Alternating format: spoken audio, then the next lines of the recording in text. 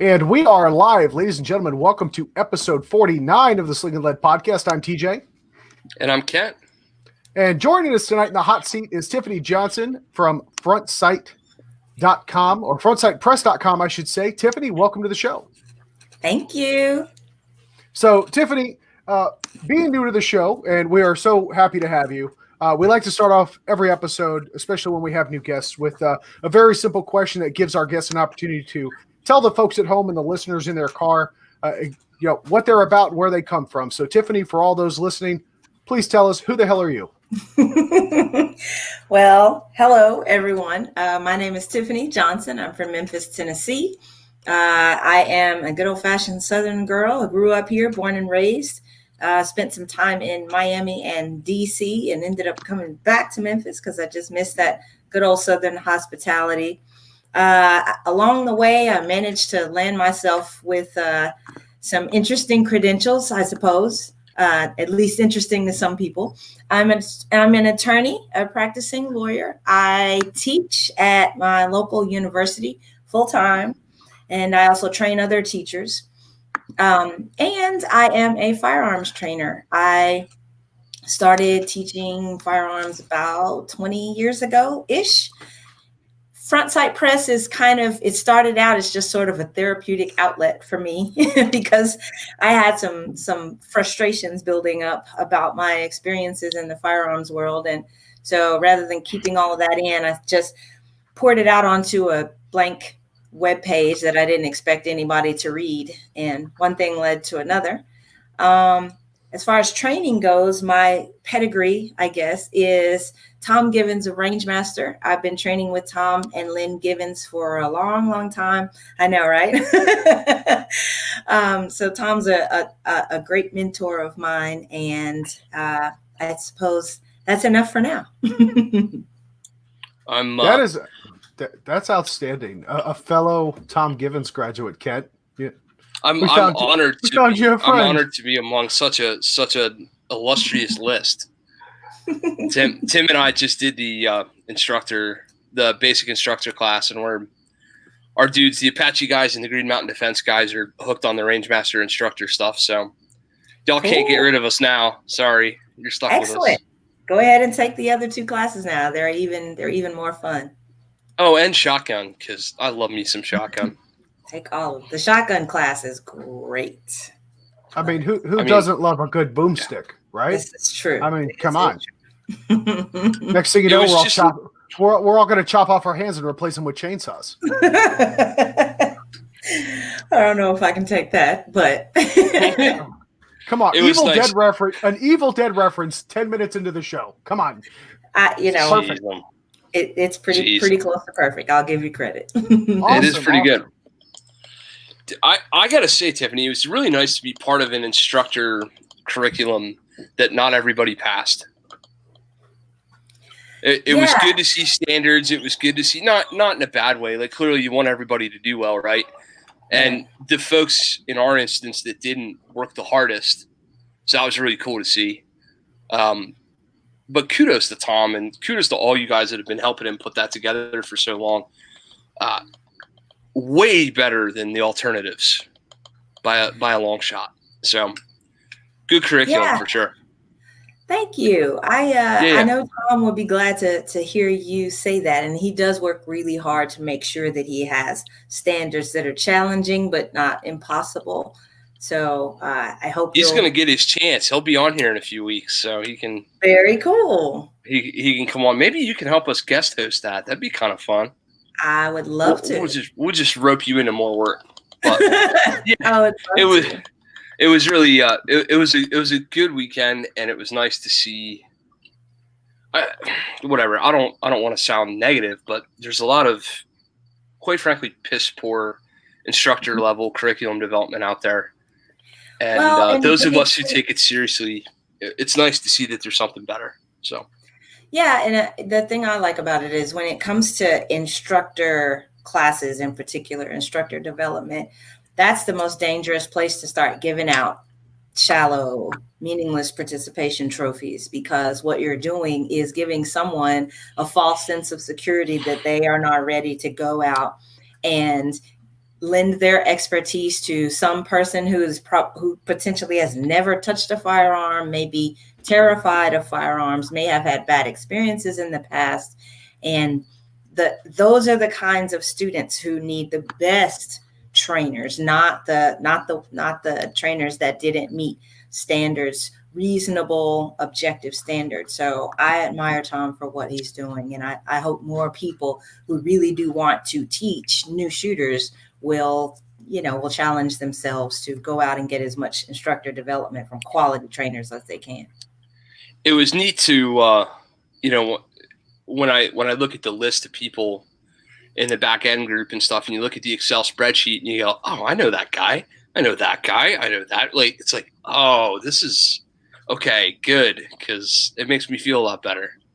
It's a good group. Mm-hmm, for sure. So hold on. I want to jump in here for a second because go ahead. Kent, while it's especially Kent for you, while it's still fresh in your mind, but even for you, Tiffany, as another qualified firearms instructor, we've talked a lot, Kent, since you've been back from this class about its accolades. Right, it was a great class. You guys had a great time, learned a lot. I am curious though, because especially for guys like me, I help people out from time to time. I don't consider myself a professional instructor by any stretch of the means, but would somebody like me, or maybe even a more advanced shooter, maybe doesn't want to be an instructor, still benefit from going to a class like that? Hell yeah, 100%, man. You see, I really hate it when you do this because I run a training company and you don't. So you're always like, well, I'm not a professional instructor. I'm just an amazing shooter and a natural born teacher. So clearly I have nothing to add. No, dude, you should 1,000% do it. And it would benefit you. You're awesome with the kids. You're like, just for you wanting to raise your young ones right and teach them. Yeah, 100%. Anybody totally do it. Should. Yeah.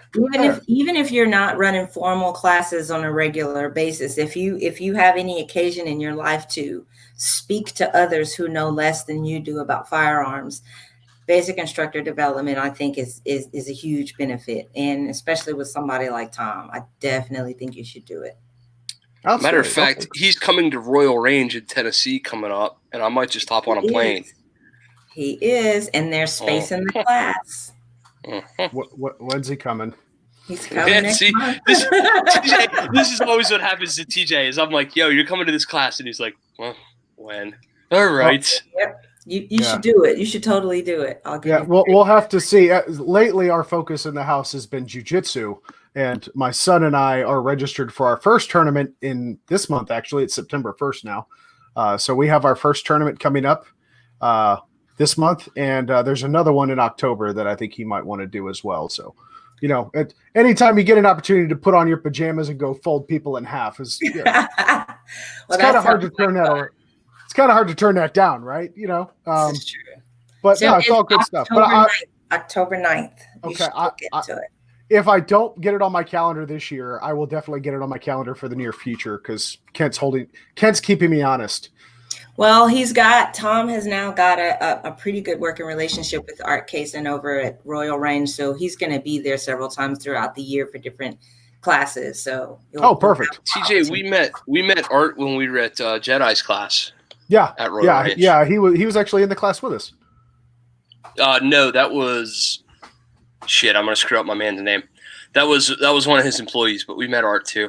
Oh, okay. It's hard to keep. I'm terribly sorry to whoever you were that took Jedi's class with us. I feel awful, but yeah, he was also host. Yeah, he was like the host in the guy tapped with all the responsibilities from the organization that was hosting. But yeah, it's hard to keep all those guys straight. You're meeting so many new people and taking in so much information from the fire hose. In a 2-day period, it's hard to remember people's names. I barely remember your name, Kent. Thank God we have a show every week. Well, there was that one dude whose name I couldn't understand because he was from Tennessee and he knew it. Oh, Ben? Yeah, you mean Ben? Yeah, that guy. Random sound effect, right? Yeah, that guy. No, he was a good dude. Goodness. So Tiffany, we are already getting questions in the chat. So let's touch on a couple of these topics. I promise you that our audience is gentle oftentimes. Okay. Although I know Sarah Albrecht, the founder of HoldMyGuns.org, is also watching. And if I know her, she's already on your website perusing your blog post to ask very good questions. Well, I'm a fan of her organization, so thank you for everything you do. That's all. See, Sarah, you come watch the show, you get all kinds of love. All right, so first wait, hold on, real quick. Okay. I'm just going to do this right now. So you don't know, I'm actually a board member of Hold My Guns with Sarah and Genevieve. Oh, cool. Well, thank you for all and we're going to be starting a podcast too. We're going to have a Hold My Guns podcast. And just maybe, I'm just going to rope you into more work. Maybe you should jump in on that at some point. I would be happy to. More than happy to. I feel cheated and betrayed. Sorry, dude. Part of me wants to take on, well, who is she? But I know both of them. So it's yeah, really. Like, there's another podcast. Yeah, those are both classy ladies. I can't compete with that. Anyway, so back to the questions from our audience. So first one is gear related, and we can touch on your loadout of choice. But from our one of our fans, Special Biscuit, he asked if you have jumped on the Red Dot bandwagon. Are you a Red Dot squad member? I am not. I'm sorry. I'm not against a Red Dot. I have just been slow to join the club. I would like to train with the Red Dot before I consider whether or not I'll switch. I have been in many classes over the last 2-3 years where dots went down hard. And I'm not saying that all of them go down or that they're bad by any means. Please don't take what I'm saying to mean that, but because I don't have a lot of experience with dots, so I don't feel like I'm qualified to really have much of an informed opinion. I'm just telling you where my potential bias is coming from. And I will fully admit that it's biased because every time I get ready to do some Red Dot training or to go buy a Red Dot or look more into it, I'm sitting on the line and somebody's dot goes down, or it gets blurry in the rain, or they can't find the dot, or something, and it just kind of creeps me out. So I haven't yet grown the cojones. So fair point. Very fair, 100% fair. I'm hosting Jedi twice this year, including his instructor class. Yeah. Please come out to one of mine if you can. I don't know if I'm qualified to train with Jedi. He's so fast. Like I want to take a beginner dot class before I go Jedi. Hold on. The two of us have both done it and nobody died. And we both got better. Yeah. And you're clearly the smartest person in the room. So if we can do it, I don't know. No, but seriously. I'm a Jedi fan. I definitely want to train with him. When I do get on the dot train, he's going to be my go-to guy for sure. There's a couple Here's what's cool about this. So you're not wrong about the stuff breaking, right? But who put it on the gun? Because if it was Homeboy that also doesn't know how to shoot the dot, and he's the one that put it on the gun. Well, if it was Homeboy, this is what I see a lot. That's true. But I don't really care about Homeboy because what happens to him is I have to take with a grain of salt. But right. I've seen this happen to guys that I respect who know more about gear than I do. And they're always prepared, because these are squared away guys. And so if it goes down, then they've either got backup irons or they've got a backup gun. So it's never a problem. But it goes down on people who I know don't buy junk and, don't put crap on their gear. So that it just creeps me out a little bit. I will confess, but I'm fascinated by the technology. And I am certainly not anti-dot, not at all. I think awesome. I've seen it work wonders for people and I'm jealous of their speed and accuracy. So I'm definitely interested. Yeah. Kent's blind as a bat and you'd never know it. Yeah, I can hit things on occasion. It's amazing. It's such a. Here's the thing to me, right? Like, if it all takes a shit, if it all goes down, we still have the same gun we had anyway, right? So if the whole thing fails, we still have the same gun we would have had anyway. And 99.999% of the time, when it doesn't fail, we have a way more capable instrument in our hands, and everybody struggles with distance. because everybody's a 3-yard sniper, right?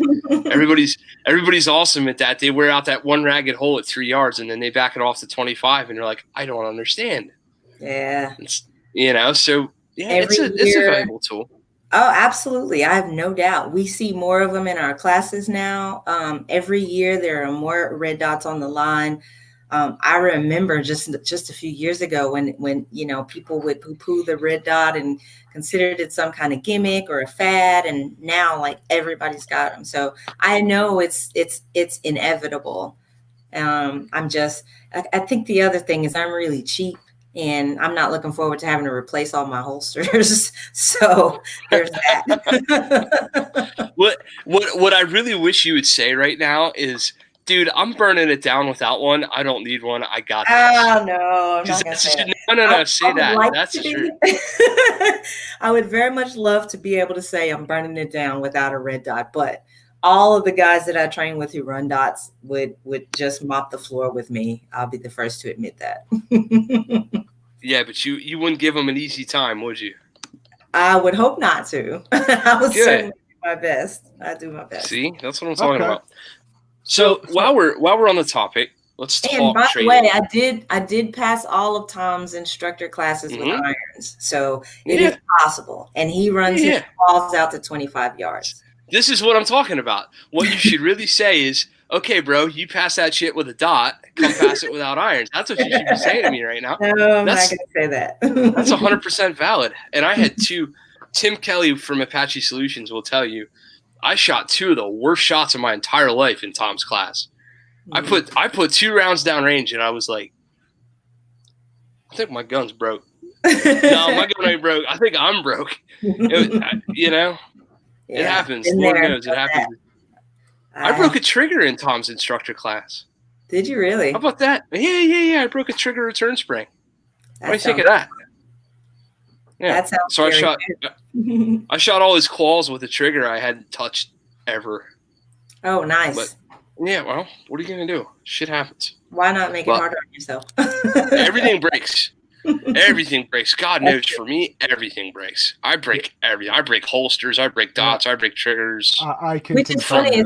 It's another reason why I'm afraid of the red dot world, because they seem like such fancy technology, and I'm known to break things. The more expensive it is, the more apt I am to just destroy it because I'm clumsy. So, you're the person who gets that new iPhone and 3 minutes later it's got a cracked screen and you're like, that's right. Yeah. The walking, talking reason we have Apple Care. The walking, talking reason for it. So awesome. So while we're on the topic of equipment, right? So what is your current loadout? What are you carrying every day? What's your favorite take to the range gun? What kind of equipment are we dealing with here? Whenever I can legally get away with it, I'm carrying 2 Glock 48s. 2? Not 1. 2. Yeah, and I'm not, and I hasten to add, I'm not one of those people who, tries to get everybody to carry 2 guns, or I don't carry 2 guns because it's, it makes me some kind of badass or anything like that.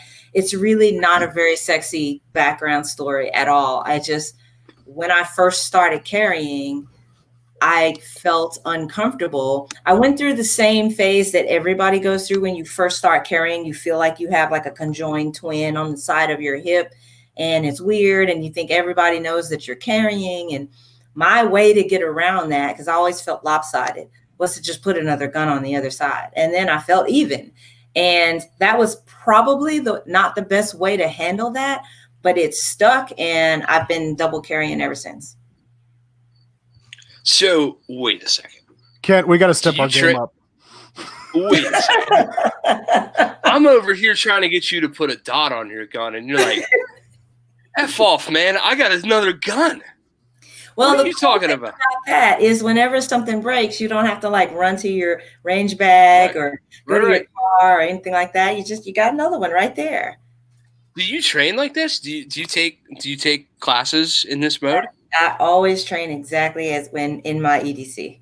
Always. I freaking love it. So you're telling me your support hand draw is as good as your strong side draw? No, I didn't say that. That's what you said. It's already on the podcast. That's what you said. That's not what I said. But I do think my support hand draw is better than it would be by far if I didn't carry on the left side. Yeah, it just feels more natural than people seem to feel when they do mirror work for the first time. Do you ever just go full on Laura Croft and just no like that? Do you do that? No, I've never done that. I think tomorrow you should do that, because I would. If I had two guns, I would absolutely. Our patron saint John Wick approves. Just right. Got it. That's awesome. Goodness. So let's talk more about your training. So we are getting some questions from our fan Bullet Sponge. Such a loyal follower. We love having him in the channel. So he asked Tiffany, what quote unquote lane do you feel the most comfortable? So I asked him to expand on that. He says, as in, I like to stay within my lane. What's your expertise? What are your favorite topics to teach? I love teaching brand spanking new beginner shooters. I don't teach any quote unquote advanced work, whatever that means. I don't teach the super high round count classes. That's outside of my lane. I don't teach tactics. I don't have the expertise for that. I mean, I have my personal opinions about basic tactics for home defense and, general kind of Walmart parking lot stuff, but I'm not a tactician by trade or training, not by any stretch of the imagination. So my comfort zone and what I hope I can call my lane is taking somebody who never has had a gun, never has had formal training with the gun, or might even be scared of guns, and getting them comfortable with basic marksmanship and safety. Awesome. So, welcome to my recent nightmare, because I do teach the high round count classes and all this stuff. And as of late, I've been teaching a lot of brand new people, which, as it turns out, is where I started, where that's how you start, right? You don't start teaching helicopter guide roping, not like I do that now, but you get my drift, right? Some people do. I don't think it's some people think they do. But yeah, some people think they do. Yeah, that is true. But I have had more, due to COVID in the recent months, folks older than my parents, right, who are terrified of the world, which, by the way, I really hate a business model growing out of fear. I really don't like that. I want people to come to me because of empowerment or because of personal desire or a place of strength, not a place of terror. I hate that it starts that way, but it does. And it started that way for me. Right. I really hate that, to be honest with you. And I hate that you went I just hate it all. It's not it's not okay. As it turns out, criminals that select victims are effing cowards, because they don't select dudes like TJ and I. They select people they think they can get away with this nonsense with in the first place. And, it leads us to the training industry we have now. We have a bunch of people who are terrified for their lives. And they think that handing me $200 is going to fix that, which, if nothing else, they get a nice conversation about, what things they should or shouldn't do. That all being said, man, the new shooter lane is probably the one that needs the most attention, isn't it? Everybody wants to run around and kick in doors with the Navy Sea Lions or whatever. I'm full of these. Like, don't get me started on these, sarcasm. But everybody wants to do that stuff. Nobody wants to focus on the fundamentals. And 2/3 of the people that want the advanced class, quite honestly, they don't need it in the first place. All that being said, how do you approach, specifically right now, I'm going to ask you about the elderly shooter, because I'm full of them. I've done a ton of these in a row, and I feel like the POI went over well, and I feel like I came out of it successfully. But I got to be honest, I'd love a second take on it, and there's stuff I'd really like to do differently than I did the first go around. So what do you got for me on the older crowd? Yeah.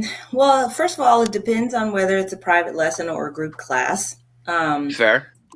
So it's a completely different take on those two situations. But assuming it's a group class and you've got one or two older folks who are having physical issues, arthritis issues, fear issues, upper body strength, hand strength, coordination, that kind of thing.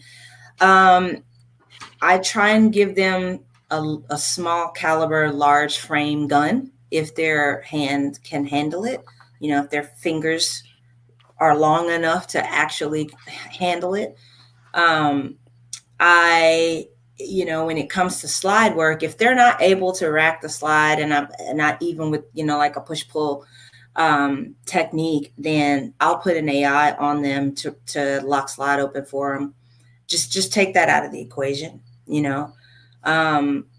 sometimes when there's super, super, super, super terrible slide issues, like debilitating slide issues, I'll put them in a revolver. But again, there you're trading the difficulty with the slide for the difficulty with the trigger. So right. I have to kind of explain all of that to them. And I front load all of this in the classroom portion before we go to the range. The other thing is we do a ton of dry work. We're dry for probably an hour before anybody makes any noise. So they can work all of those, psychological kinks out of their system before we add the multi-layered stressors of noise and smoke and, the unknown. So yeah, the short answer is it just kind of depends.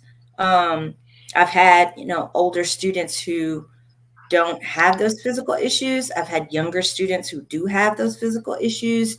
The bigger issue that I see with older students is kind of generational, sort of institutionalized preconceptions. That's more a mental thing than a physical thing. So all of that we work on in the classroom before we even get to the range. Yeah, it's an interesting thing because you're right. More of the difficulties are mental, I think, personally. Mm-hmm. I've yet to have, first of all, I bring all the guns, right? So it's like, you get the whole like, oh, I can't run that slide. And I just start laughing. I go, okay, well, here's a G48, here's an easy shield, here's something's going to work. Like, we'll figure something out. Right. It's going to work. But beyond that, for me, it's just the people, and God bless these people. If you made it to 80 something and you never had to worry about your personal security until right now, man, you must be doing a whole lot right.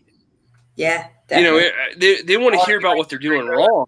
they want to hear all about what they're doing wrong, and either they're the luckiest people on the planet or they're smarter than we are because they've been around longer, right?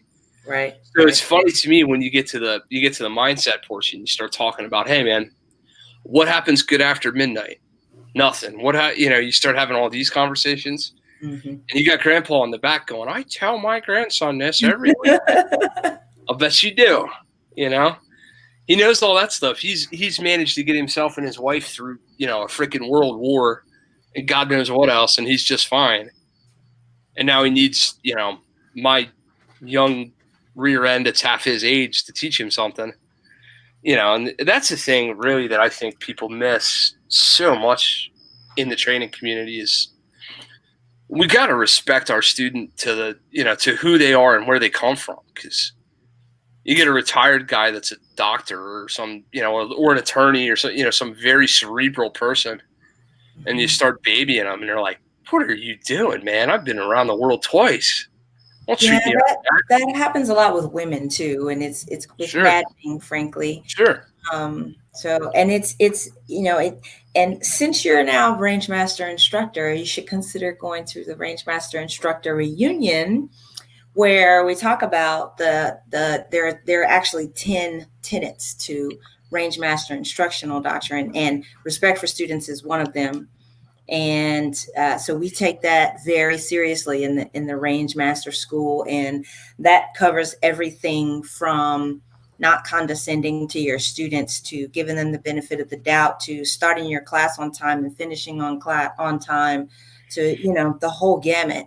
But you have to approach the student. I think one mistake that a lot of instructors make, especially when ego comes into play, is that they see the students as needing something from them, which to me is the wrong attitude to have. Instead, it's we who need stuff from our students. We need them to be interested in what we're offering, and we need them to buy into the whole Second Amendment ethos.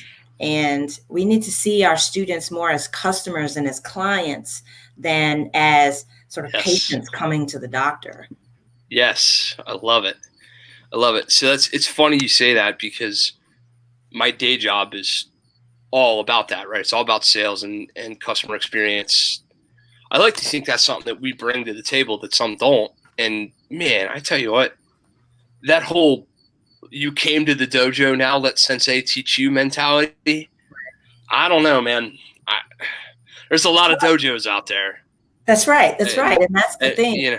When we teach our instructor classes, we get a lot of military and law enforcement, and it's one of the biggest hurdles that they have to overcome is figuring out how to teach a group of people who at any moment can get up and walk the heck out and don't have to listen to anything you say.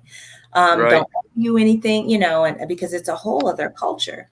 And the whole client mentality comes from Claude Werner. He writes a lot about treating our students as clients. And I think there's something to that for sure. And I think you're right that there's way too many instructors who have that, come and let me teach you something attitude. And I think it's off-putting. Yeah. To me, it's interesting because you don't have to fake it when you mean it, right? If you genuinely care about the people that you're bringing in, and you genuinely want to see them succeed, whatever success is, whatever measure that you're using to define success, and you want them to be empowered in their decision making and their choices, it's not hard to just be a helpful friend and lead them along on the journey. If you're thinking about selling them the next class 5 minutes into the first one, and you're trying like hell to impress them the whole time, I think sometimes it'd be easy to get into that mentality. I could see how it would happen, but it's just unnecessary. And there's so much potential in this business. I mean, there's so many people who need us, and there really aren't that many of us. And I don't just mean range master. I mean trainers who approach it the way we do from a non-mill and non-LE perspective, who aren't, knife handing. And right. And it's this predates COVID. I hear a lot of instructors saying that, there's been a flood since COVID, and we really need to kind of step up our game as instructors because of this new batch of students. And there's been an uptick for sure in course enrollment at the entry level. But to me, even before COVID, we need the most highly qualified instructors at this level, at the baseline, on the on-ramps, because that's where people decide whether or not they're going to stay. You get a guy who's a training junkie, who gets 1,000 hours of training a year. If they go to a class that sucks and they hate it, that's not going to turn them off of training. They're still going to train because they're already in. But the people who are just walking through the door, they need a really good hook that first time out. And so we can't afford to put, our least talented trainers at that level. And it's counterintuitive because you would think the better trainers need to teach the harder classes. But I think it's actually the opposite. Well, we can even go a step further with that. The best shooter is not necessarily the best trainer.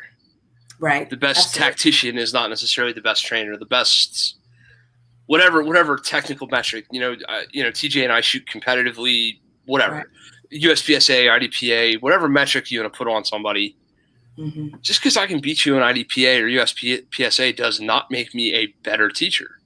Right. Teaching is a skill set in and of itself that has nothing to do with your technical abilities. Yeah, there's easily half a dozen or more guys that I've competed with on a regular basis that will shoot lights out. Maybe one of them I would actually send my wife or kids to have them show them something on the range. Right. Especially at the beginner level. Now, if I want to learn how to win IDPA matches, then that's one thing. But if I want to be introduced to firearms, then I think the skill as a teacher is far more important. Obviously, you need to know how to shoot. Don't get me wrong. But I just think being skilled as an educator is far more consequential at that level. What a fantastic segue. So Sarah asks, what did you learn as a public school teacher that surprisingly helped prepare you to be a firearms instructor? Oh, wow. I told you she's gonna dig deep into your past and find some really good questions. Sarah is incredible at this kind of stuff. So that's a great question. Well, first of all, hi Sarah. I'm a fan. I'm doing the fangirl thing right now. But I think probably the biggest thing would be patience, which may not be the most exciting answer in the world, but you get 40 17-year-olds in a class and trying to teach them English literature, you're going to need some patience. And you also have to learn that you have to accept the fact that there are different types of intelligence, and not take for granted that the kid that makes the lowest grades is necessarily the least intelligent. That kid is often a lot sharper in social intelligence, emotional intelligence. There are a whole lot of different planes where students of any discipline can shine. And so I had to, in that environment, especially because I taught, across the street from the projects, and some of my students were homeless. They ran the gamut in terms of backgrounds. But in that instance where they may not have had a ton of support at home, didn't have a lot of resources, and might not have had much motivation or encouragement to do well in school in the pure academic sense of the term, I had to be more creative and think outside of the box and find ways to show those students that they were worth it, that they had strengths, that they had something to bring to the table, and that they weren't throwaways. And the same thing applies here when teaching new students, because a lot of times if they come to us afraid or come to us having just rebounded from a terrible experience, whether it be domestic violence or having been a victim of violent crime that involved a firearm, or losing a loved one to violent crime involving a firearm, overcoming phobias, anything like that. They come to the table with, whether they realize it or not, whether it's conscious or subconscious, they come with a presumption that they're starting several feet or miles behind the starting line, and that they've got a whole bunch of catching up to do. And I love helping to show them that, maybe you don't have the same strengths as this person or that person, but that means nothing. It's not the end of the inquiry. And there are more ways to get to our final destination than just this one beeline. Maybe you get to take the scenic route, and that's not necessarily a bad thing. Amen from two dudes who have taken the scenic route. God bless you. God bless you. Nothing wrong with smelling the roses. Nothing at all. Yeah, it's the part where TJ and I pick them up and try to eat them that really concerns most of our teachers. Yeah, we try to eat them stem first, and we can't figure out why our lips are bleeding. Yeah, that might be difficult. It is a problem. You gotta watch. It's funny. It's funny you mentioned the public school thing. I learned to teach from my mother, who is a public school teacher. That's where I got it, right? Like the desire to be able to help and teach came from her. I'm only realizing that now in the last decade. I wish I'd have manned up and told her that like 10 years ago, but I get to tell her now, so that's all right. But it is true though. Public educators do a very good job diversifying their tactics. One's worth their salt anyway. There's plenty of them that just don't. It's like firearms trainers or anything else, right? There's plenty of them that show up, collect a paycheck, and do their thing. But if you did it with any zest whatsoever, you had to get creative. It just dawned on me. You're going to have to tell your mother in person because our moms would never watch this show. My mom is sitting in the other room at the beach house watching this show right now. Mine kidding. Loves me. No, but this is fair. Yeah, your mom's pretty cool. Your mom's better than mine sometimes. Hi, Mom. See, there you go.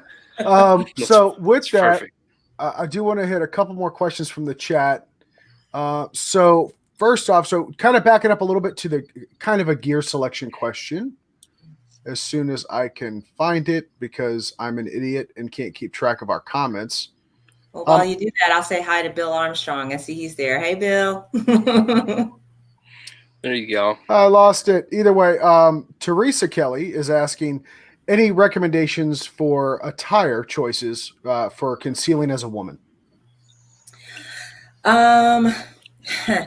Well, that's kind of a tough one because, first of all, I have about as much fashion sense as a slug.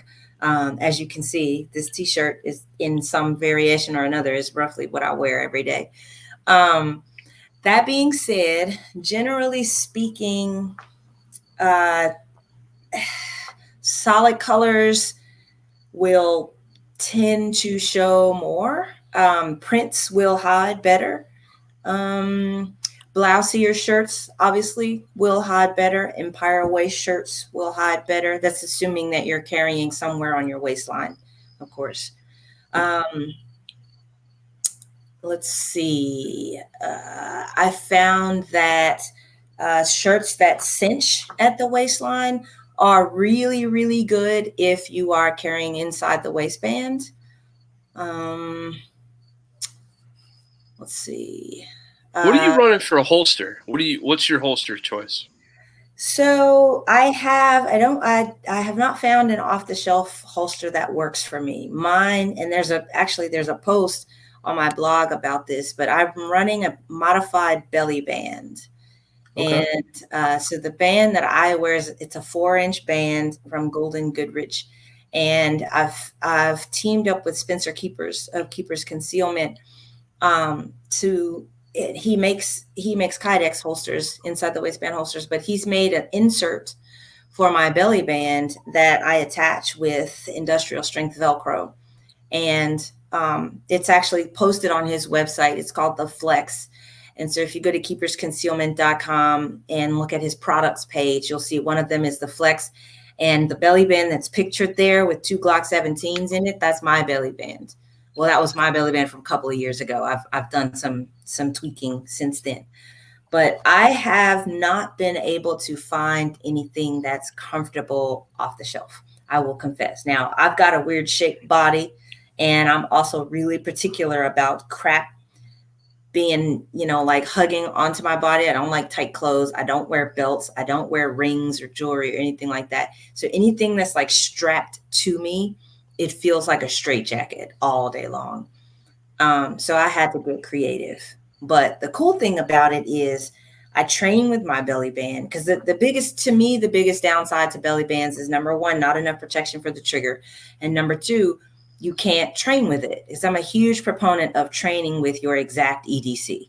I see so many people they carry a little pop pistol, and then they go to classes and they put on the bet belt and all this crazy gear that they never wear in the field.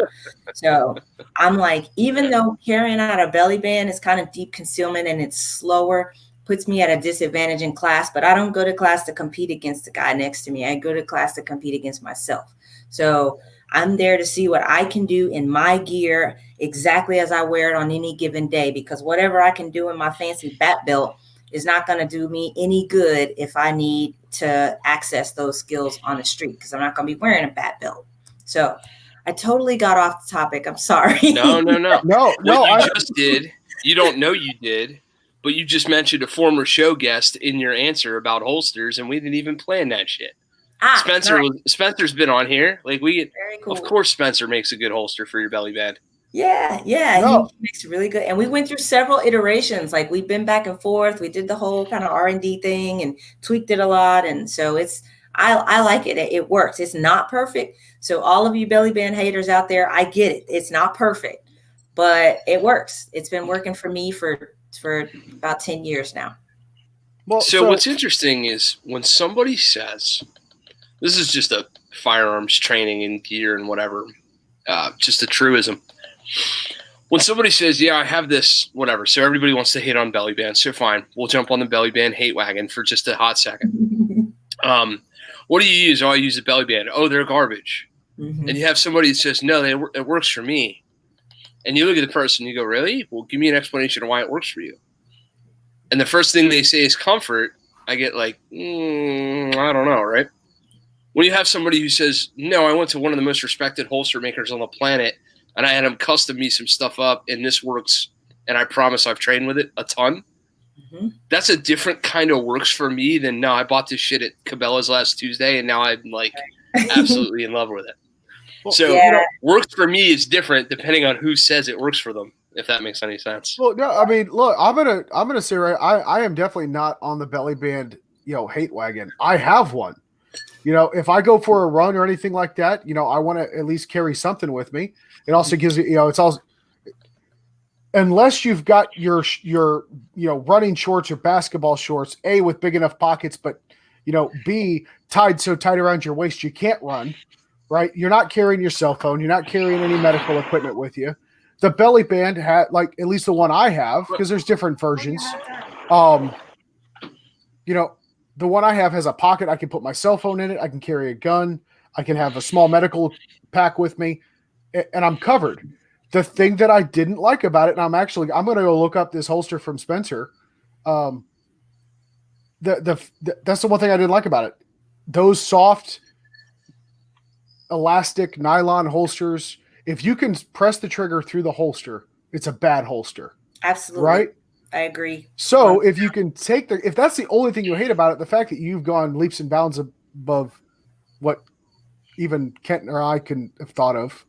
That is pretty good, yeah. And worked with somebody like Spencer. Dude, hats off to you. That's look at you being the innovator, right? Hold on, TJ. Wait. TJ, I have a question for you for a change. Oh God. No, I do. What's I need an adult word? You were saying a word that starts with R. What? You went for run. What is that? It's actually, I think it's pronounced yogging. It's got a soft J. What is it? Is that thing that y'all skinny folks do? No. Or if being chased by a bear for the Vermonters in the room. Oh, that. Yes, that I've done. I've done that on occasion. Oh my goodness. So it's I don't know. I've had a recent scuffle in the works for me category in the gun world. So I felt the need to be like, nah, this is a different conversation. Well, I mean, there's two things. It's the two things everyone's got to watch out for: the good enough, and it works for me. Mm-hmm. Right? You got to be prepared to demonstrate proficiency. Sell me on that idea. Right. Yeah. Right. So yeah, when people give me the side eye on the whole belly band thing, I mean, I just like, if everybody out there who has a drawer full of holsters, the proverbial holster drawer, I have a drawer full of belly bands, and I have fabric that I've bought, and I have holsters that I've tried, and this is a years long experiment. And I've tried the 3-inch bands, I've tried the 5-inch bands, I've ended up going with the 4-inch bands. I've tried thick, I've tried thin, I've tried stretchy, I've tried stiff, different fabrics. I've taken mine to a seamstress to have additional modifications made to it. I've added pockets, so it's still to this day a work in progress, and I already have ideas for some additional changes I'm going to make the next time I do one. But Can you imagine being Tiffany's seamstress and having this girl walk in and go, "Hey, right click." Either. Right, well, of course not, because they're a seamstress unless they're in the industry, right? So you roll in and you go, "Hey, so here's the deal. Most people carry one of these sometimes, a lot less than they say they do, but they actually sometimes maybe do. I carry 2 of these motherfuckers all the time right here. What you know about that?" And you just like scare the living bejesus out of the seamstress, I'm sure. Can I make a point about that though? Yeah. That please. Actually that brings to mind something else that I just want to point out for everybody in the gun world, because I know, especially with all of the political stuff that's happening lately, I know there's a lot of talk about the future of the Second Amendment and how we secure our rights. And I would venture to say it's moments like that inch by inch, bit by bit, help to make the Second Amendment more secure. I love where this is going. I really do. I know it. Well, yeah, you probably know where I'm going with this, but I could have denied my seamstress the opportunity to learn that there are completely regular people out there who carry guns. Before she started doing this work for me, she thought that people who carry guns were, big, burly, Viking-looking ogres who had some penchant for violence and just wanted to, kill people.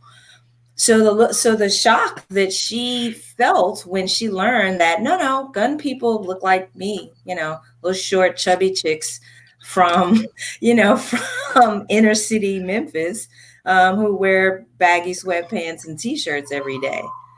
And so that you can see the wheels turning when people find out that really you're a gun person, because I thought gun people look like that, And even if we never have a long drawn out conversation about it, even if she never becomes a two-way voter or gets her permit or anything like that, she no longer can subscribe to the misconception that gun people fit a certain stereotype, or that gun people are bad, or that gun people are ill-intentioned. So what you're saying is we need a poster with a picture of me and a picture of you. And it just says gun people, and that's all it says. Right. I think it's time for us to come out of the closet. I mean, seriously, it really, because most people who are against guns have guns all around them. They just don't know it. Yeah, most of them don't even pay attention. Yeah, most of them never pay attention. Oh man, you're so right on so many different levels. The normalization of the gun community, right, is something that I think we need to focus on more and more, because as you start to normalize it and it becomes less taboo, the easier it will become for us to have these conversations that we frequently find ourselves in, sadly having in a vacuum. But hey, if that leads somebody to a different part of YouTube instead of arts and crafts, maybe, here's a gun video. There's a podcast. Maybe it's this one, God willing, right? Please subscribe. But that, Tiffany, is actually one of the main reasons why Kent and I ask our that golden question at the beginning of every show. Who the hell are you? We want to normalize our guests. You're coming in here, attorney, former school teacher, XYZ credentials, and a firearms instructor. And if you and I were standing in a crowd, I never would have guessed it. Right. It's an important thing that we need to talk about. So I'm glad I'm so glad we had you on the show. Dude, I'm just saying, I'm batting like 48 for 49 on awesome guests. Am I not? Yeah. So far. All right. Yeah. So far. So, speaking of important things we need to talk about, it's not too often that we have an attorney that we can ask all our stupid legal questions that we should probably know the answers to already.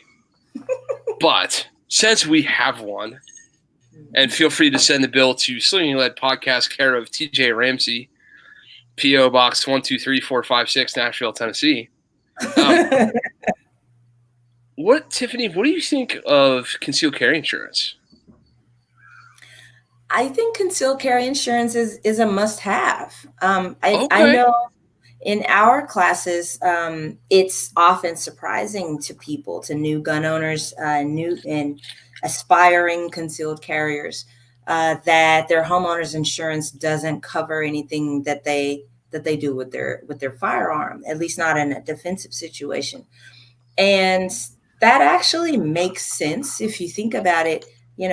Typical insurance products are there to insure you against unexpected accidents. Anything you do self-defense wise will not be an accident. By definition, you defend yourself on purpose, which is why a lot of these defensive shootings end up in legal hot water, because they offer the alternative explanation that, oh, the gun accident, it was an accident. I didn't mean to shoot him. Well, it can't be an accident and self-defense at the same time, So if it was self-defense, you have to own that, because defending yourself is an intentional act. There's no such thing as an accidental defensive shooting. And homeowners insurance doesn't insure anything you deliberately chose to do. So that's why concealed carry insurance is important. It's a niche market. It's a niche product. And, when you're shopping, there's a lot of vendors out there now that offer similar products, whether they're technically considered insurance or some other form of legal financial protection. But you'll want to look into things like, is the funding upfront, or is it only by reimbursement? You'll want to look into whether or not they cover bail. You want to look into whether or not you have the freedom to choose your own defense attorney, should you need one, or if one's going to be assigned to you. You want to look into how the insurance company determines whether or not an incident is in fact covered, because that's a huge thing. Who's going to decide whether this is a covered shooting or defensive encounter or not. So one of the hallmarks of a decent teacher of anything is the willingness to answer a question with the words, "I don't know." Recently, I was asked a question about concealed carry insurance, and I had to do this. I don't know. But next time I got a smart person in front of me, I'll ask them. And now I got one, so I'm going to ask you. We call this stuff concealed carry insurance, right? Mm-hmm. Denoting the use of a firearm in the act of self-defense. Mm-hmm. What happens if I dome some dude with a cast iron frying pan? Is my concealed carry insurance still insurance, or is it entirely worthless in that scenario? That is just one question that I was asked recently, and I said, man, I really don't know. Yeah, it's a great question, and here's where I get to give the best lawyer answer ever, because it's easy and it doesn't answer anything, and the answer is it depends. Right. Of course. That's going to be something that you'll find in the fine print. So it's a consideration that you'll want to keep in mind when you're shopping around. Just like any other product that you're trying to buy. So that's just like for instructor insurance. Some instructor insurance covers force on force or sim rounds or jujitsu, and some doesn't. So you'll want to look in the fine print. Different products. Some is actually insurance, and some is a scam put on by a big. Never mind. I'm sorry. Well, anyway. Kent, you and I were actually just shopping for this. We were discussing options, and so this is by all means not a paid endorsement. We are not reimbursed by any one particular company. I myself have been with this company for several years, and I have chosen CCW Safe. They're not one that's advertised very often, but as far as I can tell, it's got some of the best coverage. Of course, your mileage may vary, your specific circumstances, as Tiffany has alluded to. You need to do your research and find the provider that is going to be the best suited for your circumstances, right? But to some of the points, a lot of the benefits of it, minute one, $1 coverage, not a reimbursement basis, at least as it stands right now. Of course, things always change, just like quoting prices on the internet. Right. But day one, $1 coverage, not limited to the use of a firearm for self-defense. You can choose your attorneys. They have a network of attorneys, but you're not limited to that. And I think what really sealed the deal for me, and this was the circumstances that I was really interested in. From the moment you call them, they dispatch a crisis response team to come and console, family members, essentially give you a project manager on what to expect, investigators. They assist with, for lack of a better term, well, we'll call it incident cleanup, right? To quote the great Clint Smith, a shotgun with the right load at the right distance will remove a hunk of shit and throw that shit on the floor. Yeah.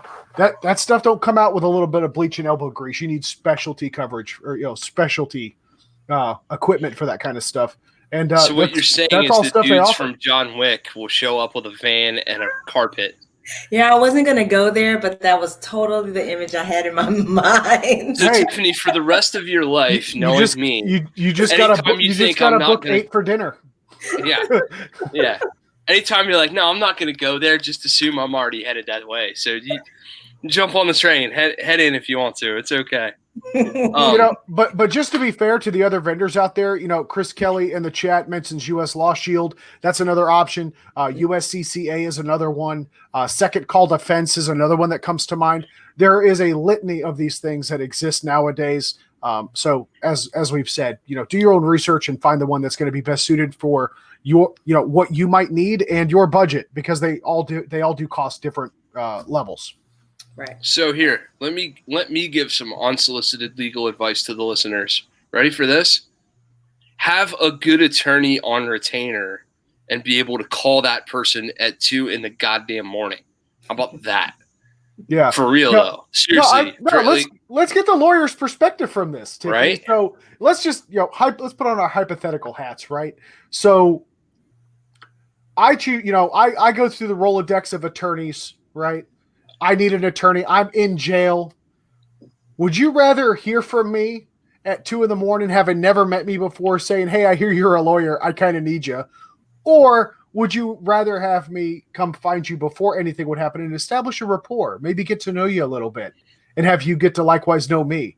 Which one of those two scenarios works out best for you as the attorney? Well, certainly the latter works out best by far. But that only happens in a perfect world. So right, but we control what we do before the worst day of our life, right? We control what we can afford to control.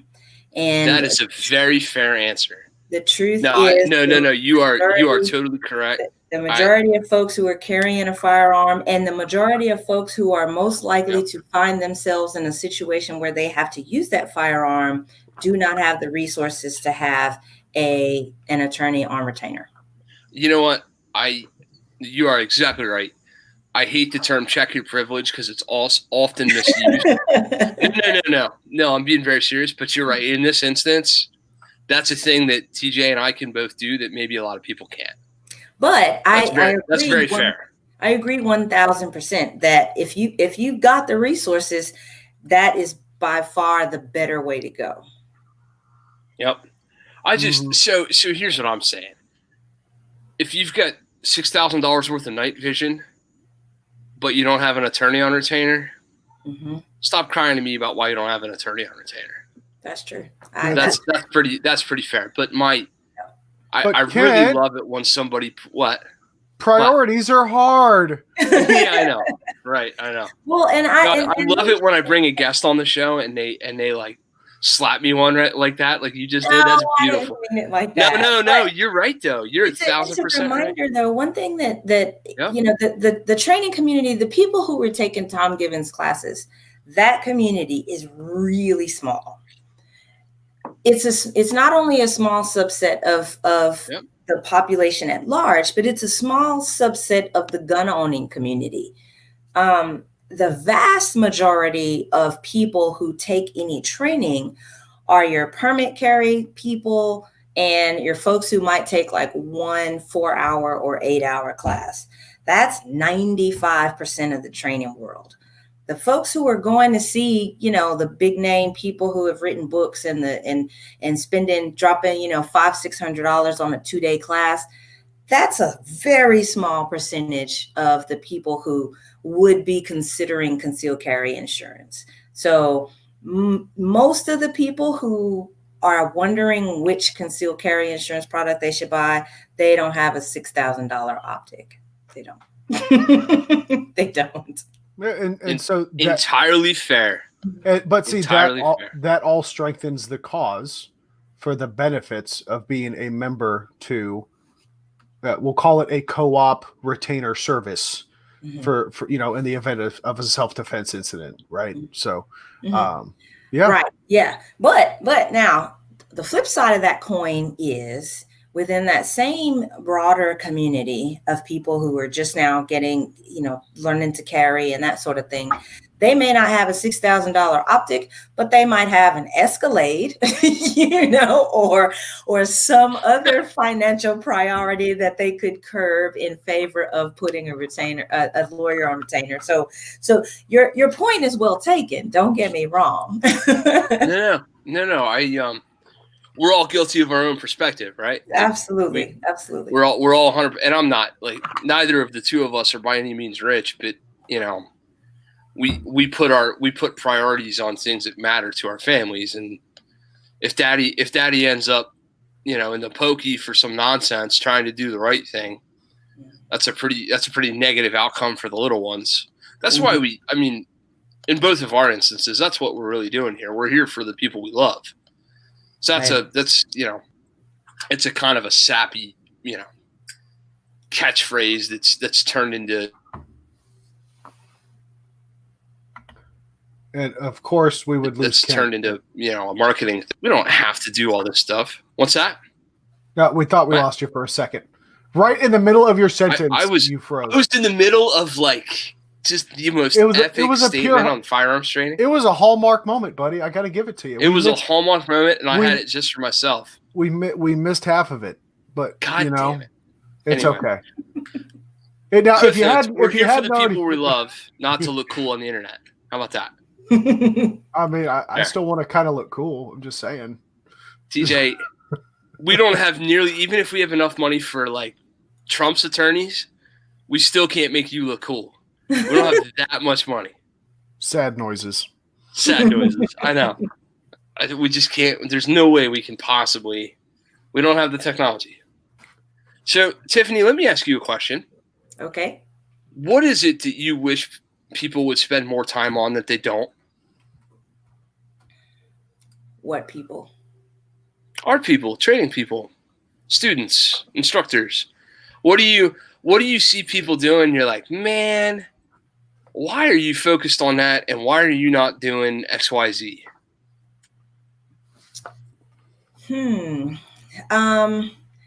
That varies depending on what tier we're in the training world. Okay. For entry level people, newcomers to the training world, I wish that they would train first, buy gear second. Okay. I cannot tell you how frequently we see people who learn in class that they now regret their first purchase of gun. And these are people who can't afford to have a safe full of guns. So if I could put out a public service announcement to everybody looking to buy a gun, I would say, don't buy a gun yet. Take a class first where you can use other people's guns, learn a little bit more about guns so you'll be a more educated consumer before you go and buy the gun. For the training class, I guess, if you can call it that, I wish that they would check their ego at the door. I think ego is a cancer in the training community, and it's sad. It's doing more damage to us than any political foe could ever do. Our own ego. We are our own worst enemy. We eat our own. We absolutely do. Mm-hmm. So, interestingly enough, man, I can't tell you some of the jankety nonsense. What do I have to tell you for? But for the listeners at home, if you're a, It's said that there's somewhere between 3,000 and 7,000 people in the training community that are as serious as we all are, right? That are going to take multiple classes a year, that are willing to travel to classes, that are willing to take time off work for classes, blah, blah, blah, blah, blah, right? 7,000 out of how many gun owners? 340 million or whatever the ridiculous number is. So if you're one of those people, you may be surprised to learn that people on the other end of the spectrum think that things like the Taurus judges of the world are a good idea, right? What is the plural for judge? Is it a murder of judges? Is it a judge eye? I don't know what it is. Judge eye. Good Lord. Who in the God? Why? Why are you doing that? Who sold you that? Right? And we have to sit here and we go, who in the world sold this person this gun? And we think that gun counters are stock full of merchant Marines who know everything there is to know about guns, or Navy sea lions or secret squirrels or whatever. And the truth is, gun counters are stocked with either one of two extremes: TJ or I'm on the other side of you, by the way. I just did that. There you go. TJ or some dude who was making sandwiches at Subway last Tuesday, right? Like, it's just a job to some people, and this is our community, it's our culture, it's our way of life, et cetera, et cetera, et cetera. To some guy behind a gun counter, it's just a thing he's doing to put family and put food on his family's table and take care of things. Like, it's just his job. It's a job to him. So his job is to sell as many guns as possible, right? Can I give you a story behind that? I don't think you've ever actually even heard this story. Oh, do it. Let's go. So when I was working behind the counter, I was admonished by the owner of the store. Dare I say, scolded and damn near tarred and feathered, for talking someone out of a particular firearm. Of course you are. Mm-hmm. This couple, looking for their first gun, right? Admittedly, I have biases, but they were looking at one particular firearm, and I was like, listen, I've got a lot of time behind this particular gun. Reliability can be a problem, blah, blah. I was going down the list. I was like, yeah, these are things that you need to keep in mind, especially for the budget you're looking for. This is a little bit more of an expensive firearm, comparatively. And I talked him out of it, and I ended up selling them something else. Now, granted, the thing that I sold them, of course, is something that I believe to be reliable, and I'm certainly that they were happy with at the end of the day. But the difference between the two from a business perspective was price margin. Yep. So keep that in mind. And of course, it's really funny because none of us were paid on commission at that store. But there were times that I really wish that were the case. However, keep that in mind. When you folks at home or those of you listening are out here out there shopping, do some research. I would even say if you're out to buy your first gun, go talk to some of these people. Talk to a couple of different people at that same gun store. Talk to a couple of different gun stores. It's no different than buying a car. Find out what they like and don't like, and then go use that to go do your own research. Mm-hmm. Look at what the rest of the market is saying. This way, you can at least help you mitigate some of that bias from one side or the other. While we're trashing on gun stores, let's untrash on some gun stores real quick. Because for every dude that TJ is talking about, there's another dude who's doing this right.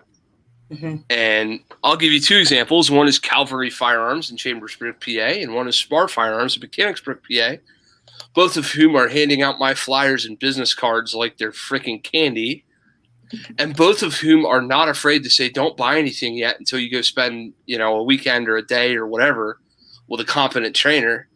Mm-hmm. Go see Phil, Kent, or Sam. By the way, I'm not the only one, which is awesome because there's a deeper pool than just one end, God forbid, right? And these people get a service. They get to come out. They get to try guns. We bring the guns, we bring the ammo, they bring the money. That's how this whole thing works after all, right? And then they get to go back to wherever it was and go, you know what? Man, I thought I was going to like that Shield EZ, but it turns out that G48 ran like a sewing machine for me. Mm-hmm. So give me one of them, right? And we get to – I don't understand. So, TJ, your analogy is great, right? Like the car world. Mm-hmm. Who in the hell buys a car and don't test drive that thing first? Mm-hmm. Yeah, absolutely. I don't understand.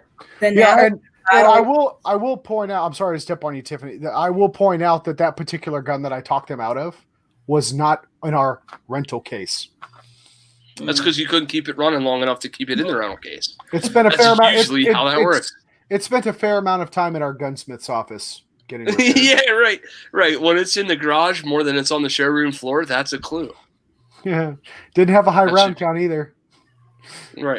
But yeah, so Tiffany, I apologize. I stepped on you. Please continue with what you're saying. No, I'm sorry. I think I was the one that stepped on you, so I apologize. But I was just going to say I love your car analogy. I use that one, and another analogy that I use, especially with women, is shoes.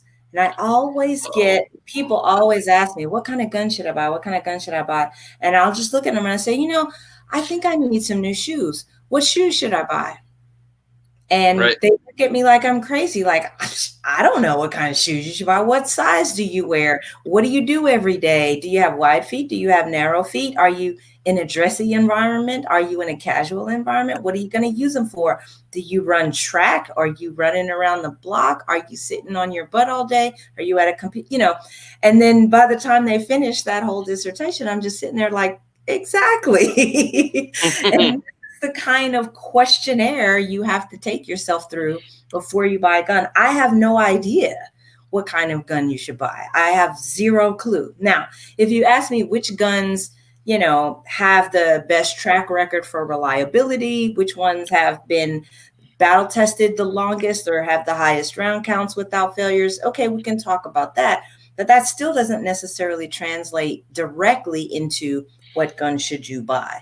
There's a lot more to it than that. And again, it's another reason why I strongly advocate for people taking classes before they buy a gun, so they'll know what questions to ask. Yep. So who's been saying, John Correa says clue detector a lot. So here's a clue detector for you, folks. If you're firearms instructor for a basic class, for a beginner level, basic, first time ever, never ever class, doesn't roll in with a freaking rolling tub full of guns and holsters and ammo and all that, if they don't come prepared for you not to have your stuff together, and then they don't do a med brief, and then you go to live fire within the first 3 minutes, holy smokes, call the credit card company, get that money back and run. Absolutely. If not to me, to one of my friends, my goodness. Absolutely. I can't imagine taking a beginner level. So I used to live in the ski business. Believe that or not, Vermont's Green Mountain Defense is named Green Mountain Defense because it starts in Vermont. I taught people to ski for a long time too, right? How many people showed up to Killington, Vermont, and they were like, yeah, I got my Solomon this and my marker that and my – hell no. What do you show up to Killington, Vermont with? The clothes that you had in New York City. And you roll into Killington and you go, I'm here to do this skiing thing. I have no idea what I'm doing, right? It's the same thing. It happens on the golf course. It happens on the ski slopes. It happens in anywhere that you go to partake in a physical activity. As it turns out, you probably ain't got the stuff you need, right? And what do you mean? What do you mean I can't ski in my jeans, Kent? Yeah. We call that a gapper, as it turns out. Gapper is the endearing term that we give to people who have a gap between their goggles and their helmet. And it's usually about that big. And that's how we know you ain't been there before. But, gotcha. Man, I'm telling you what, it amazes me that people don't think that they should be ready to my students are always like, what's the gear list? What do I need to bring to this basic class? And I'm like, bring you. Mm-hmm. Just bring you. I have the rest. Closed-toed shoes and a water bottle full of water and about 6 more of them on the guns and something comfortable to sit on. That's about what I need you to bring. We got the rest. And if they don't, that's a good sign. So, anyway. Tiffany, let me ask you another attorney question. people who have lost their firearms rights and who deserve to get them back.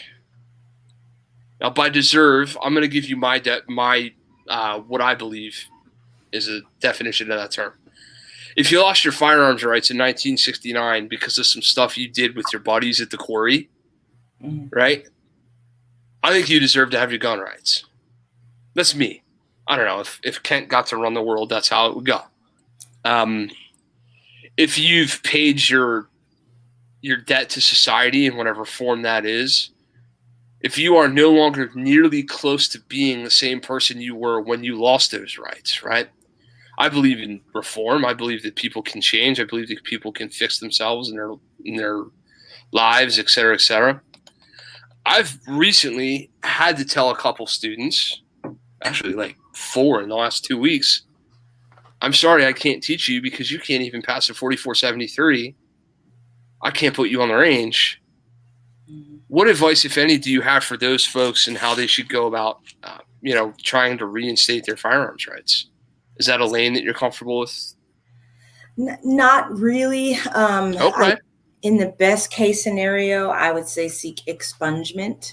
But the reasons why people could have their rights taken away are so varied that it's really hard to give a catch-all answer to that. But if whatever's on your record is eligible for expungement, that would be the best way to go, because expungement is as if it never happened. No more explaining. You can literally, somebody asked you if you have a record, you can honestly say no. So look into expungement if that's at all possible. Everything else is a secondary resort for if expungement doesn't work. It's a good starting point. Fair. Learn something new every day, Kent.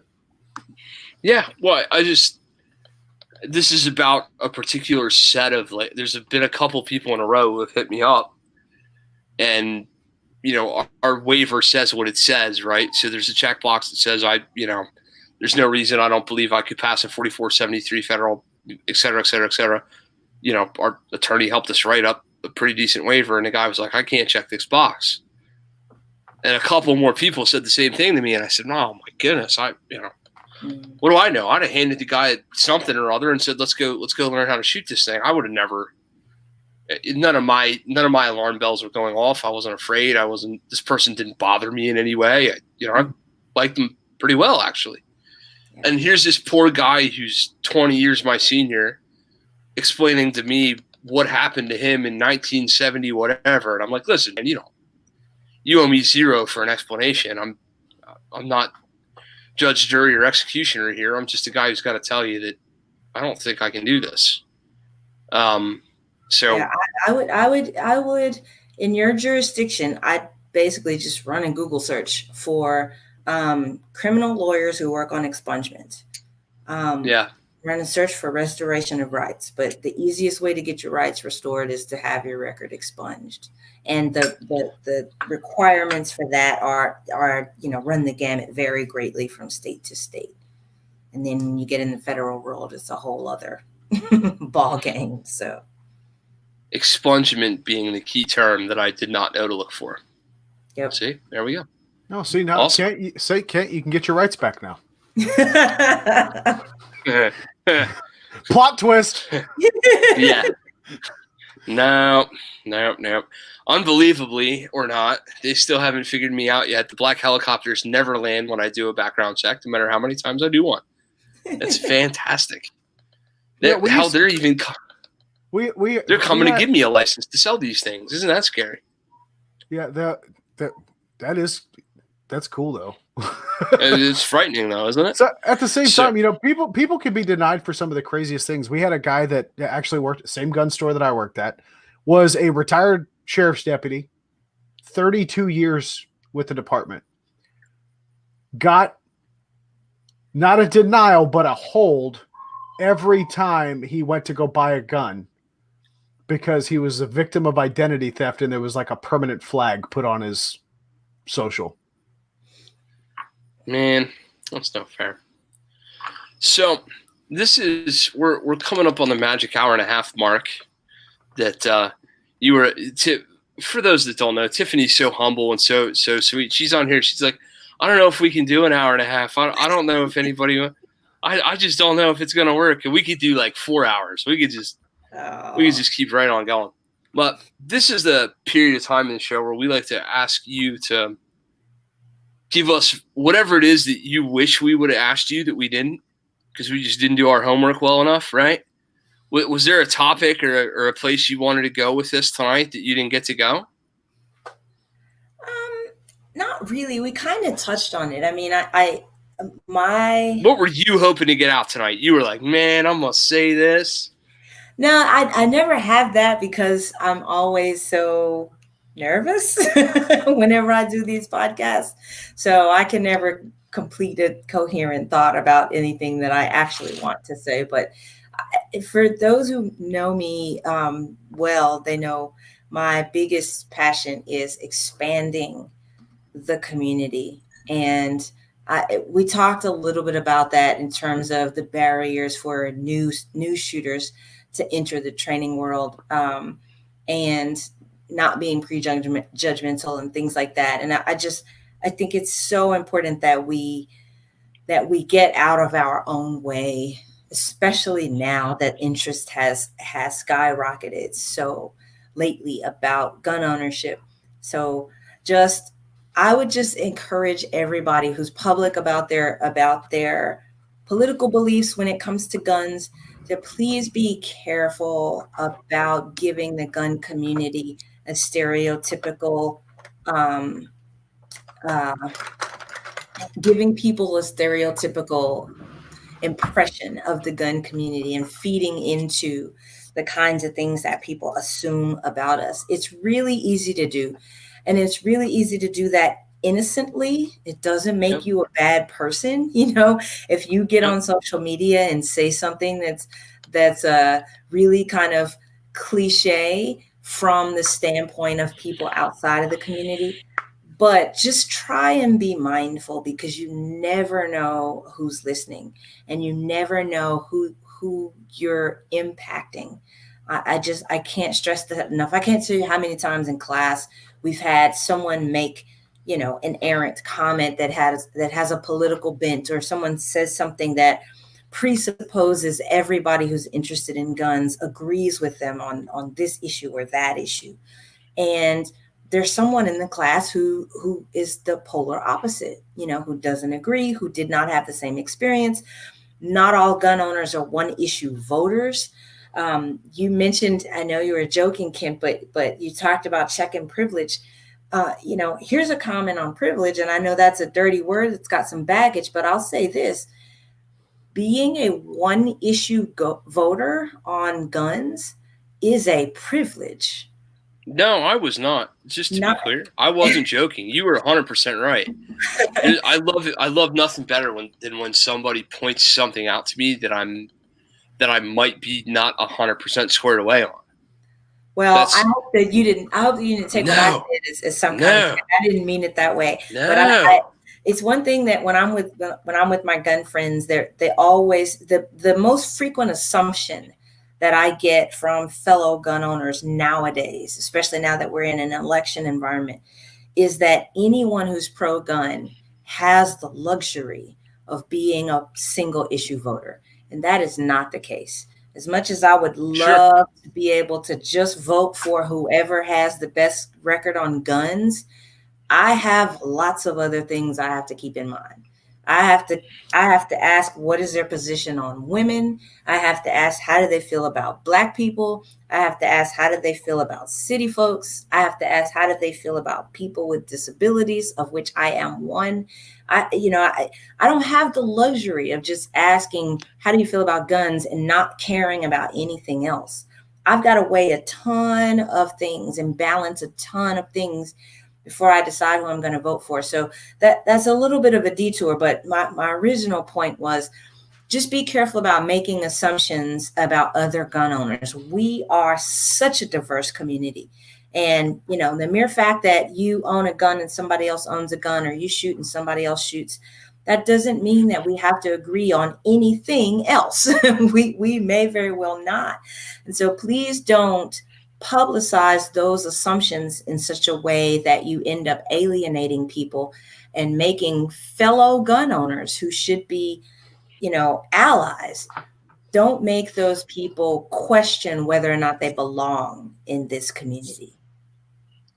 It's really funny because that would be a very obvious statement to make if we were talking about any other community, right? If you were talking about the golf community or the tennis community or the football community or the, mountain bike club or the ski community, any of these other things that are what they are, they're recreational hobbyist things. And make no mistake, to most of us, guns are not really a hobby. But I understand. They're a lifestyle. Yeah, the point being, though, like, you would never walk onto the freaking, chairlift at a ski resort and get on a gondola and just automatically assume that everybody on the gondola with you was pro, I don't know, whatever. I don't even know. See, what's crazy about that is I don't even know what the political stereotype for skiers would be because there isn't one. There just isn't one. Nobody knows, right? So we tend to want to see ourselves and everybody else, and we do that. And we're all guilty of it to some degree or another. It's human nature. It really is. And we, there's that whole like one of us, right? And we just want you to be one of us. Whether you are or you aren't, or in this instance you are or you aren't. One of the things that we both really strongly believe in is self-defense is a universal tenet. I don't care who you are. I really don't care who you are. The only place I draw my line is if I believe you're going to use what I teach you to very seriously, undermine law and order and common sense in our planet. If I really believed I was teaching somebody who was going to go somewhere next week and use that on law enforcement or something like that, or use that to rob a bank or whatever the hell stupid, crazy place you could take it.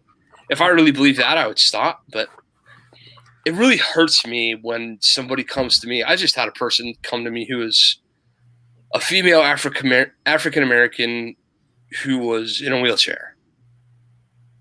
And she was terrified. She was like, I can't find anybody. I'm like, what do you mean? So, I can't find anybody that wants to teach me. I'm like, what do you mean wants to teach you? We're in a business.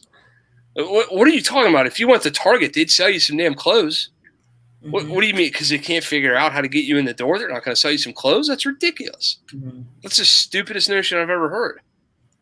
Well, my political leanings are different than yours. And I'm like, honey, you have no idea what my political what makes you think? First of all, I'm all over the map on this. I'm a issue by issue person. Like multifaceted, I think is a good word. Nice. I like it. I used to have different views on all kinds of things that have changed throughout my life because I've grown and gotten more experience and seen more things in my life. And I'm man enough to admit that I believed some things 6, 7, 8, 10 years ago that I no longer believe. Right. God forbid, right? So just because we wave the flag of independence and individual exceptionalism and America's the greatest country on earth, because I believe it is, right? There's all that. It doesn't mean we can't fix the place and treat each other a little better and not be jackasses in the process. There's a whole gamut of things in the middle there. I really hate that. I hate that stereotype too. And I'm more of a conservative than not, but there are some lines I draw where I'm like, man, not on that. I'm with you here, but not there. I'm not with you there. And more people should be intellectually honest enough with themselves to look in the mirror and really think through individual issues. So, I'm with you on that. No, I think it harkens back to the point because if you listen to any, we'll even paint the stereotype, right? Most of your very traditionally minded, gun-toting, Bible-thumping conservatives will harken back to a day Mel Brooks movies where racial issues were funny and we could all laugh at each other and it wasn't a cancel culture and everybody could joke about, their own differences and everybody would laugh about it in harmony, right? That means accepting people for who they are and the positions they have and not casting them out, even if they disagree with you. Just because someone's a gun owner, right, to Tiffany's point, doesn't mean that they agree with you. So instead of being taken aback or offended yourself because, this person who I've been shooting at the range with and I just so happen to sit down and exchange, pleasantries with, I find out that he or she is completely polar opposite on every other political spectrum. Mm-hmm. Well, I'm just going to stop talking to them and go away. No, guys, we have to make our own community better too. We have to quit being the dickheads that we have been known to be because, Second Amendment, no, don't give up an inch. I'm cool. I'm with you on that. But you got to start showing and demonstrating tolerance to the level that makes people want to be part of the Second Amendment community, to be counted amongst you, as well as have you counted amongst them. It kind of goes both ways. So, absolutely, I like it. That was a really good bookend. I like the way we ended that. We did that very nicely. And what's cool for those playing the home game, we didn't plan any of that shit. We had no idea where that was going. We had no plan. People always think that like TJ and I are over here like, I know. We just, yeah. How dare you assume our level of competency? As it turns out, we have very little, but it still works out in our favor. I was elected to lead, not to read. Yeah, really. Yeah, we don't do none of that reading show notes or whatever. What's great about this platform, and we're so blessed to have it.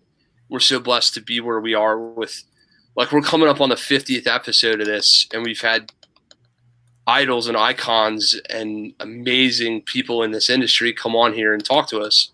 What's really neat is the one universal truth across all of this stuff is that we don't have to lead the train to end up with the tracks going the same place. Mm. We don't have to. Never have we had to tell Tiffany, nor Spencer, nor Scott, nor the list goes on and on and on, right? Of very high-end people in the training community, in the firearms community, et cetera, et cetera.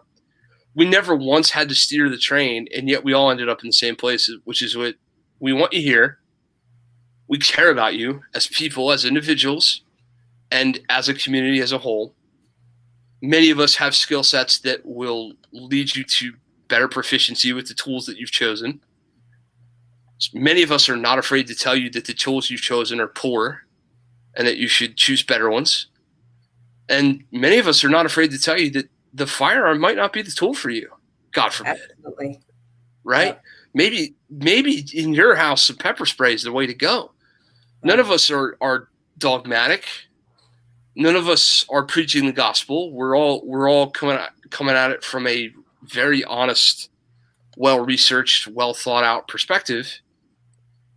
And we've done 49 of these in a row. We're coming up on 50 of them. And they've all ended up in the same place, which is get out here. Come. Please come. If you're on the fence, if you're thinking about it, if you're maybe sort of kind of one day, I might, I could, I should, the funds, the kids, the school, the soccer, the softball, the whatever the hell the excuse is, man, you've got a weekend or a day in your life that you can come dip your toes in this water just a little bit. I promise. I'm not going to lie to you. There are a few sharks in the water, but we're trying to get rid of them just as much as you are. So, like, if you point one out to us, we'll beat them to death with a shovel until they leave.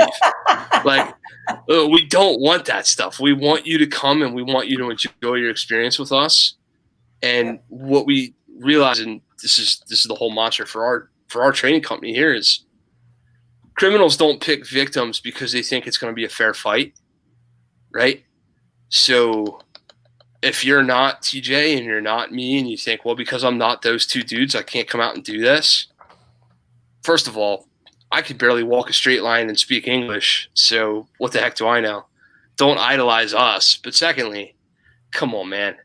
If you think you're in a victim category, it's probably because you are. If you're female, I hate to tell you this, but you're higher on that list, right? If you're elderly, I hate to tell you this, but you're higher on that list. If you have any physical deficiency whatsoever, I hate to tell you this, but you're higher on that list. If you're affluent, I hate to tell you this, but you're higher on that list because you have some things that are worth it to those people, right? Mm-hmm. And if you're not affluent, I hate to tell you this, but chances are the people who are going to make this choice are your neighbors. Isn't that a really scary thing, right? I don't mean to say this all out of fear, but God, get into this. Do something. Put some effort. If nothing else, it'll empower you. If it gives you nothing else, it'll empower you. Yeah, and one thing that, the super operator tactical world often forgets to tell people is, man, shooting is fun. It's really fun. Right? So, it is. So come on out, join us. You'll have fun. Even if you never touch a gun another day in your life, even if concealed carry is not for you, that's okay. Come on out. We'll have some fun. It is a blast. I love it. I see the pun and I like it. So I see the pun and I like it. Here's one thing. I promised, man, I broke a promise. I told Tiffany we weren't going to surprise her with nothing. Now I got to surprise her with something, but I have a feeling she's going to like it. So, okay. Tiffany, we're going to ask you for the end of the show to pick a charity. Oh, wow. Look at how excited she just got. Pick a charity. Okay. I don't care. It doesn't matter. Pick a charity. Just tell me about a charity. Why you like it, why you care about it. I don't care. It doesn't have to be gun related. Just tell me about a charity. Wow. Put me on the spot there. I know. I guess I'd probably say something like youth villages or Boys and Girls Club or something like that. Okay. I'm familiar with Boys and Girls Club. I'm not familiar with youth villages. Similar philosophy. They take underprivileged kids, at-risk youth. That term has a lot of baggage, but hopefully you get the gist, and they provide a safe place for them to learn critical thinking skills, problem solving skills, conflict resolution, all kinds of stuff. I see TJ reaching for his keyboard. You got to figure it out, homie. You good? Yep. Cool.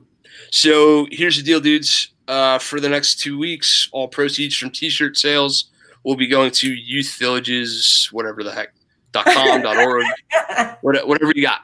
TJ's hooking it up right now on the Google Tube machines. Youthvillages.org for those playing the home game.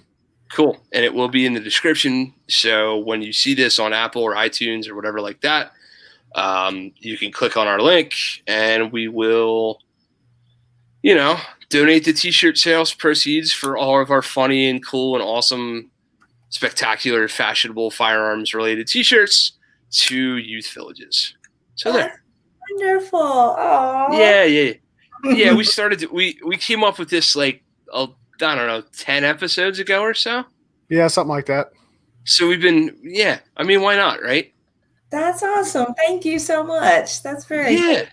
Yeah. It's just because the sales of our T-shirts are mediocre at best. Of course we're gonna put the links in the description. So of course, folks, you do not have to buy a T-shirt.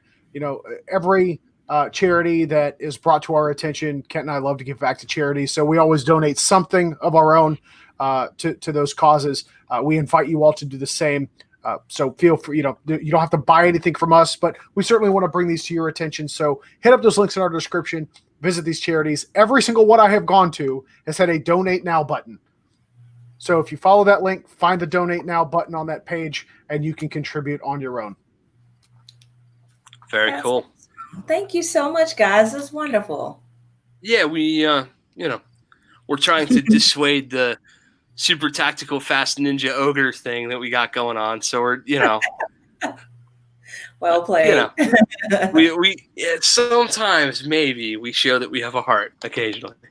So that being said, Tiffany, we're going to wrap this up. Please tell everybody about where they could find you, where they should be looking you up, where can they train with you, all that good stuff. Sure. So my blog that we mentioned earlier is FrontSightPress.com. I am on social media as Tiffany J901. And most of my training is through a Tennessee company called Citizens Safety Academy. You can find us at citizenssafety.com, where the lead trainer is Racheal Kadir. One of the best in the business. And we've got our calendar posted there, or you can subscribe to us on Eventbrite. We do travel also, by the way, so we can come to you if you've got enough interest in your area and you're not in Tennessee. Also, I mentioned Rangemaster. I'd be remiss if I didn't give a shout out to Tom and Lynn. So that's rangemaster.com. And for those who feel the same way about training as we encouraged everybody to feel about purchasing guns, you can go and test out a whole bunch of different trainers at Rangemaster's annual tactical conference. You can learn more about the tactical conference at taccon.info. It's every year in March, late March. This year it will be, well, next year it'll be in Dallas, Texas, and we really hope to see you there. Very cool. You know, I heard that Green Mountain Defense and Apache Solutions were sponsoring a pottery bus that was going to TACCON that might be stopping in Tennessee, that might be picking up a certain ginger. I'm just saying. I feel like I'm going to be tales. Oh, you're bro. Look, here's the deal. We're taking you or the corgi, so pick. But either the dog or you is coming with us. I feel like we'd get more press if you took the corgi. I'm just saying. Okay, well, you know, there you go.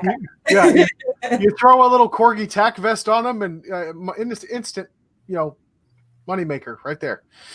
Nice. Oh my God, I love it. So, Tiffany, thank you so much for putting in the time to come on here tonight. We talk about training and all this stuff, but time is the most important commodity we all have. And you've given us almost 2 hours of it. So thank you very much for that. And this is the part where I like to stop talking and let my ginger life mate do the rest, because he's way better at the ad reads and the socials and the Googles and the clicks and the Insta chat book faces. So if you could do all that digital stuff, that'd be great. Yeah, sure, man. It's because I use a script. I take notes. At least I have to now. Of course, we want to give a shout out to our friends at Apache Solutions. Guys, if you happen to find yourself in the North Carolina area, go give Tim and Frank and all the guys out there at Apache Solutions a call. They run a great program down there. Certainly friends of the show, and we're happy to have them on the show as guests regularly. But they're a good group of dudes, so go check them out. Of course, you heard us talk about it quite frequently in this episode, but holdmyguns.org, while we're speaking about charities, is another one that we care about. I invite all of you to go check out the Hold My Guns story. It's posted on holdmyguns.org, and if you go to GoFundMe, you can find it with hmg.org, or hmg.org, excuse me, no dot, if you're going to GoFundMe. Of course, along with firearms, we always recommend carrying quality medical equipment. We love to give our friend Kerry Davis over at Dark Angel Medical all the love and attention that we possibly can, because he's doing the Lord's work, making sure that us, rootin' tootin' gunslingers have medical equipment and training to go along with it. So if you use code BB15, that's Bravo 15 at checkout, you'll get 15% off your order from Dark Angel Medical. We get no kickbacks from that, but be sure to tell Kerry in your order notes that the Sling'N podcast sent him. We've got affiliates. So guys, as much as Kent and I love doing the show, this is not free. We do have to pay something.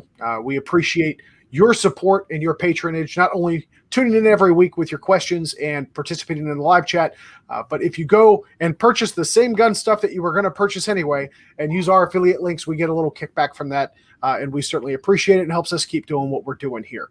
You can find those links at greenmountaindefense.com/affiliate-links. Also, we are posting links on our Facebook page as well for the Sling'N podcast. Lastly, we want to mention Right On Optics. Kent and I are both proud members of the Right On Optics Pro staff.